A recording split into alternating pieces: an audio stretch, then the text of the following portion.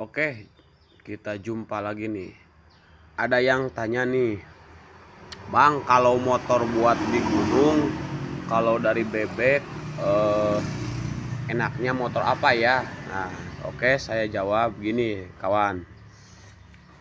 Kalau medannya biasa-biasa saja, kalau misalkan buat yang ngangkut kayu, buat yang apa tuh bawa sayuran juga ya dari gunung. Kalau menurut saya sih rekomendasinya kita ngambil dari Honda Absolute Repo ya. Nah, ini ada Honda Repo kalau nggak salah tahun berapa ini ya? 2012 kali 2012 kalau nggak salah. Nah, selain itu kelebihannya juga ini kan mesinnya kan bawaan pabriknya 110 cc. Oke, 110 cc.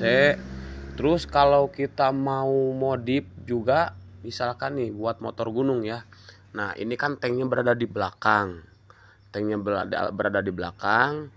Terus yang depannya ini bisa dimodif juga buat muatan ya, buat muatan. Terus ini stangnya juga kita buka, kita ganti, terus pakai stang yang agak panjang ke atas. Nah, dan selain itu kalau menurut saya juga motor ini standaran aja ya. Kalau kita ngomongin standaran cocoknya gimana?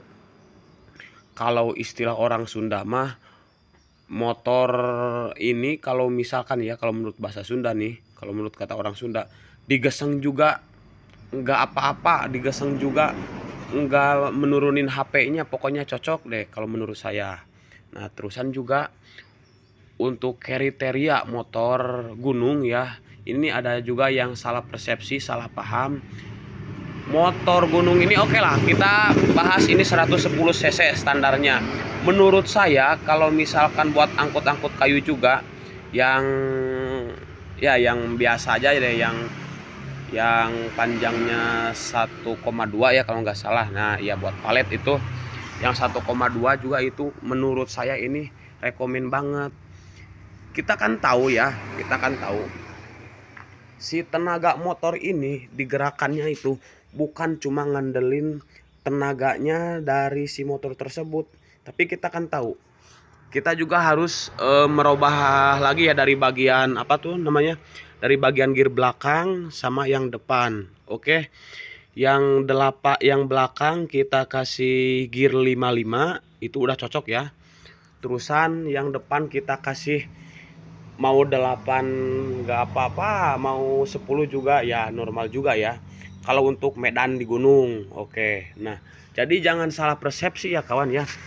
Justru si motor tersebut kalau misalkan kan kalau bawa motor di gunung itu kan nggak kenceng-kenceng kan, yang penting maju, yang penting bawa beban berangkat, mau lewat tanjakan juga kan, yang penting kan kalau istilah bahasa Sunda kan hanyat. Nah, hanyat gitu.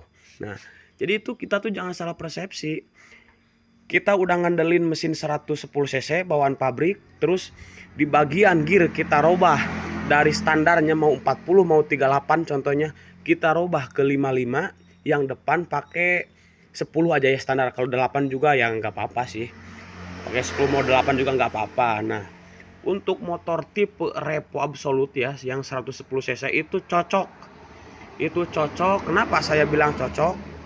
Kalau kita ngomongin cc kan yang dari Honda juga ya, yang dari Grand, dari Supra kan banyak. Nah, kalau menurut saya ini tuh enak deh, enak banget.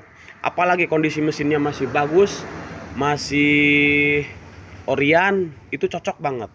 Gak bakalan apa ya, gak bakalan cepet ya rusak lah, aus lah. Tapi kan kalau soal ngomongin itu kan, tergantung kita perawatannya, tergantung kita ngejaganya ya. Nah, oke.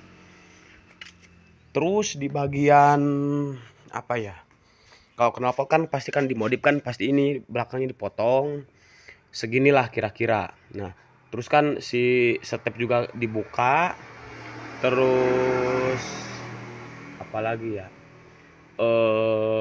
sok depan ditinggikan lagi, yang belakang juga kalau tergantung selera sih. Kalau misalkan ini sok sok belakangnya ya agak pendek, boleh dikasih peninggi, boleh dikasih apa tuh namanya, sok yang lebih panjang gitu. Nah itu boleh loh, itu bisa loh. Nah oke, lain kesempatan kita review lagi motor yang udah jadi. Itu bikinan saya dulu ya, bikinan saya kalau nggak salah udah berapa bulan yang ke belakang lah. Nah untuk kalau ngomongin spek, sebenarnya Honda Repo juga udah sangat cocok ya. Karisma juga nggak apa-apa. Nah kalau soal ngebahas karisma, kita di lain waktu kita bahas lagi. Kita bahas kekurangan dan kelebihannya. Oke, untuk sementara ngebahas untuk Honda Repo buat dipakai di gunung cukup sekian dulu. Nanti di lain kesempatan saya akan reviewkan motor yang udah jadi. Oke ya, untuk sementara itu aja. Jangan lupa ya di subscribe, di like, dan komen. Oke, bye bye.